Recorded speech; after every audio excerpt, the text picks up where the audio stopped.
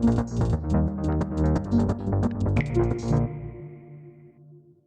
sounds it's super interesting as well. The idea of OWASP SAMM as a communication tool and something that really helps to drive security practices at the end of the day, right? Slowly and maturely implement these practices and build habits, um, build build those security habits, which I think it's also the matter of, if you look at security as a checklist, right? If you approach security as a checklist of things you need to do, it will always be treated that way, right? Um, if it's just a matter of ticking off, oh, did we run the SAS scan? Did we run the DAS scan? Did we do a pen test? Did we do X, Y, Z? And you always treat it as a checklist, it will always be treated that way. And it's hard to really get that buy-in, right, from the organization and from everyone within the organization, that it's something necessary and that it's something that you want to be doing. And I think the way you are approaching it, the way while implementing OWASP SAMM is very interesting in really just slowly and maturely building those habits, implementing those practices. And actually, maybe could you just elaborate a little bit then on what's the day-to-day like in that sense? So just so people understand what your day-to-day of how you approach implementing security within the organization. I understand also from previous conversations that you do have, I think it was weekly, if I'm not mistaken, meetups with the developers, and where you're kind of having a conversation with them and evaluating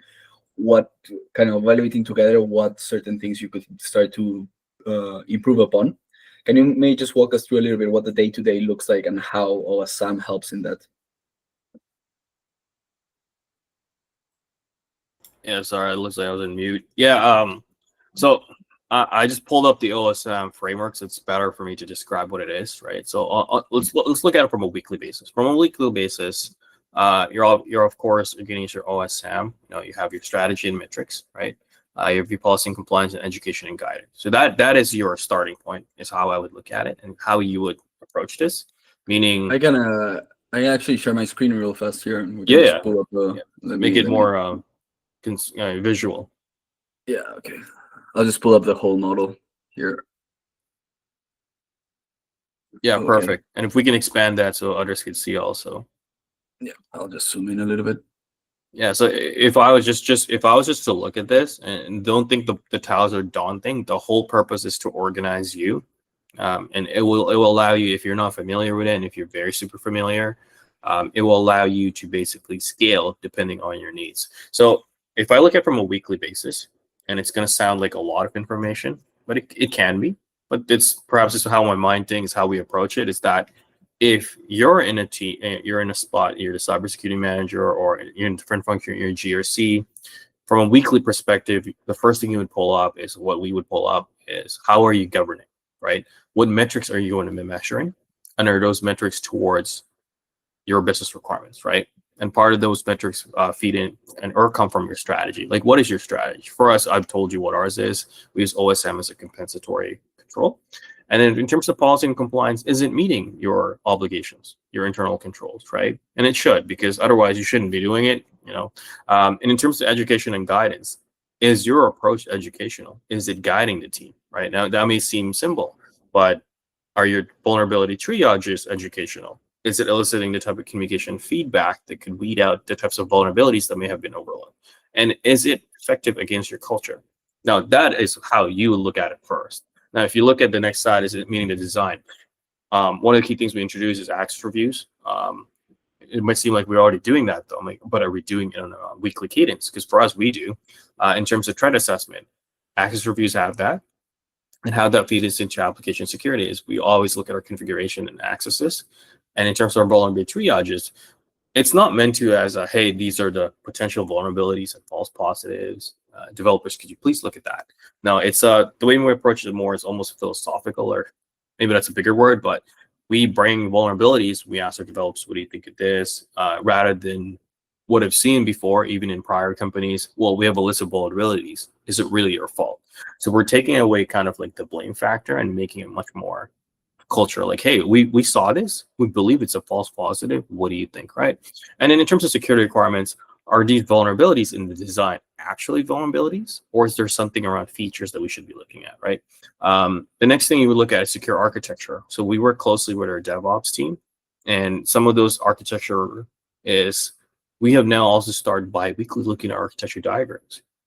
And that might seem like that's a lot of work, but it isn't, because you have to look at it from a bird's eye view. You started with your governance, your set of policies, procedures, and metrics. Now you're moving to design. You're looking at how you're assessing it. And in what I just mentioned briefly is, how is your culture around with your developers? And the reason I mentioned DevOps, even if you may or may not have DevOps team, which is developer operations, is you should still be looking at your architecture diagram. Because at this stage, you should be working with your product team and understanding what features are being built, how the product is working. And then you look at implementation. So again, this may all seem daunting, but we use Codific SAMMY for this, just to check what we have. Is your build secure? Meaning, do you have the necessary checks and functions? Are you deploying? You should at least have staging environment. You should at least have a quality assurance. And if not, then you can take a look at whether you have gaps. So I'm on stage 3, I'm on implementation, and throughout the entire process I mentioned to you, you could use that to ask yourself, do you have gaps, right? And in terms of defect management, no software is going to be perfect. So if you hear someone say that, it's a red flag. But defect management is just tracking whether those could be on the list, or how we're measuring the metrics. And that part alone is key if you don't have a big quality assurance team, or if you don't have a team that's dedicated to fixing vulnerabilities or bug issues, right? Meaning, how are you going to weave that in now with your team's daily duties? You could be a small startup. One of the habits is just organizing yourselves, and that's part of why we look at OWASP SAMM. It's how do you organize yourself and communicate? Because sometimes some of these, what I call a conversation, can get difficult depending on what it is.